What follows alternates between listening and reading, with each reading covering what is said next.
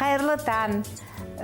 Бүгін сіздермен өзіміздің махаббат хикаясымен бөлісеміз.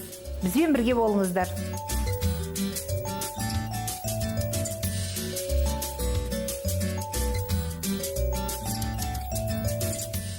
Жасымыз келген сайын бірімізге адам ыстық болады екен, сол бірімізді ренжіткіміз келмейді, бірімізді сол іздеп сағынып тұрамыз. Енді Ақмарал жиі Астанаға келіп, басқа жақтарда жүреді.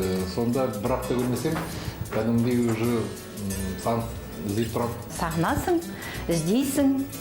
Ол егер біз бір-бірімізді іздемесек, бір-біріміз сағынбасақ, ол махаббаттың уже жойылып кеткен деп ойлаймын. Ал енді сыйластық ол өзара бір төбе.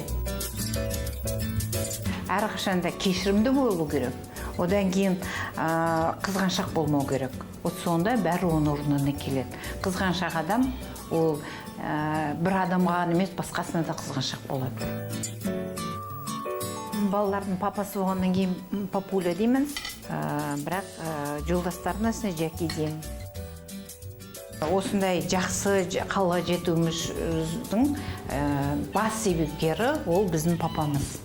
Ол бүкіл бәрімізге жағдай жасады, ешқандай бізде қиыншылықты көрсетпеді бізге. Мен ойлаймын, біздің балаларымыздың арманы жоқ, олар бір жақсы уақытта туған.